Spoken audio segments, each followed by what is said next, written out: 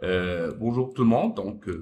La troisième partie de notre plan consiste normalement à découvrir comment utiliser un mur en tant qu'objet simple. Pour cette raison, je clique sur ce mur-là, je le sélectionne,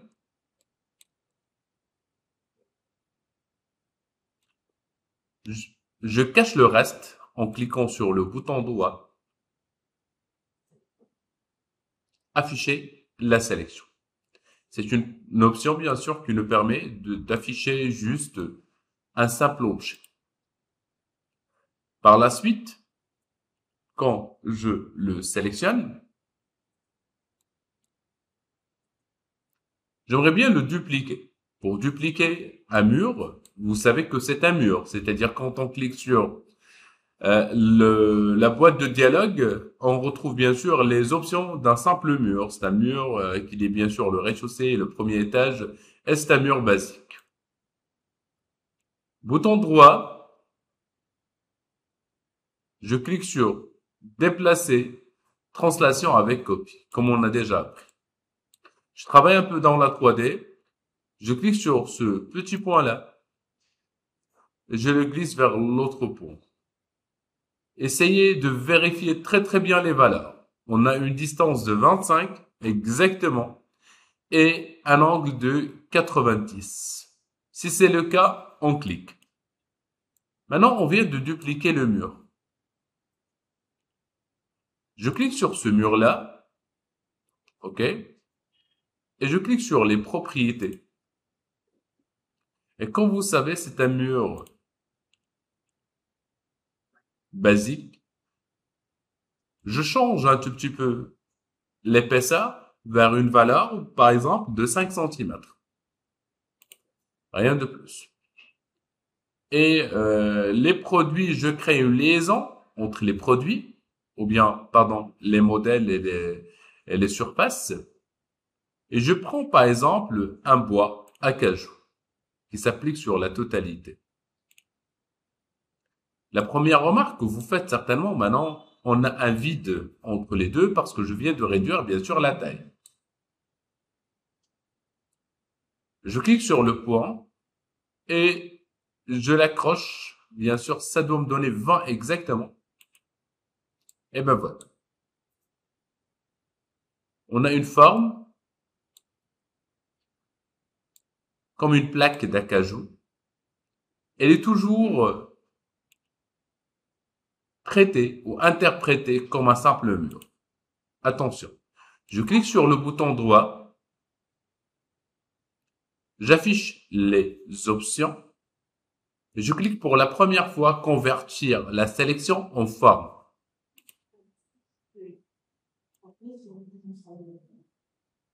J'enregistre le cours.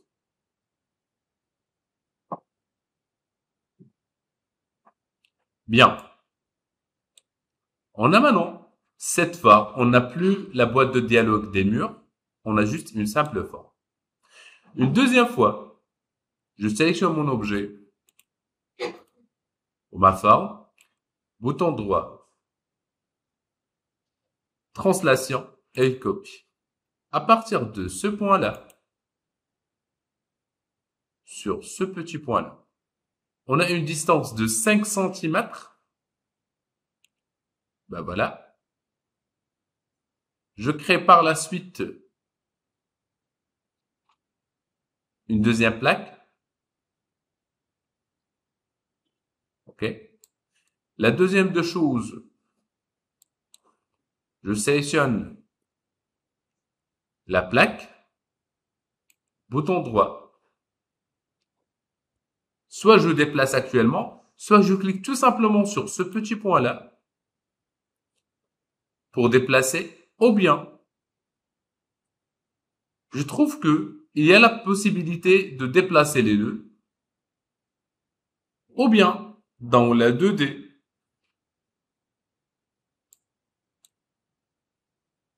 il y a la possibilité de sélectionner l'objet à partir de ce point-là. On dirait que je veux vraiment changer et créer soit une translation, soit déplacement de nœud.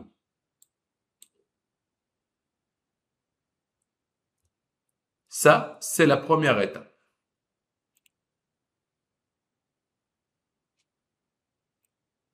Bien. Maintenant, dans la 2D, on dirait que je peux insérer la règle ici, une ligne de repère, en sélectionnant bien sûr la ligne de repère, et je le déplace avec une valeur de 5 cm. En effet, maintenant, quand je clique sur l'objet et je sélectionne le point, je zoome et je dézoome selon le besoin. Je zoome très très bien ici. Et voilà, j'ai déplacé le nœud à 5 cm, le premier. Maintenant, on a un décalage.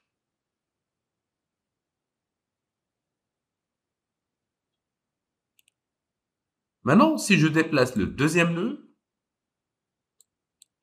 vers 5 cm et j'active la 3D, je trouve que j'ai créé une forme décorative. OK? Bien. C'est bon? C'est-à-dire, on peut créer des formes décoratives à l'aide de déplacement de nœuds. Par contre, je sais normalement que c'est un mur, le premier mur. C'était un mur normalement de 500 centimètres. 500 centimètres. C'est-à-dire, je prends par exemple ce point-là, même dans la 3D, je sais de déplacer manuellement, je sais qu'il y a 500, donc c'est 495, si j'ai bien calculé. Je peux déplacer le point à 495 et l'autre point tape 495 sur 0, bien sûr, et je déplace le tout, ce qui crée une petite pente. Par la suite, si je sélectionne ma petite bande, je peux cliquer sur translation. Une petite translation, par exemple, de 5 sur 180. Par la suite, je clique sur ce petit point-là et je rentre un tout petit peu avec 4 sur 90. On a maintenant entré avec une valeur de 4 sur 90. Pourquoi toutes ces opérations-là? Je vous explique un tout petit peu le principe. On a maintenant une forme, c'est juste une simple forme, et l'autre aussi, c'est une simple forme. Si je sélectionne les deux, bouton droit, afficher la sélection, on a juste les deux objets qui sont sélectionnés. Je sélectionne par exemple la deuxième de forme, je clique sur descendre, modifier la forme, la soustraction avec l'objet principal. Voilà ce qu'il nous donne.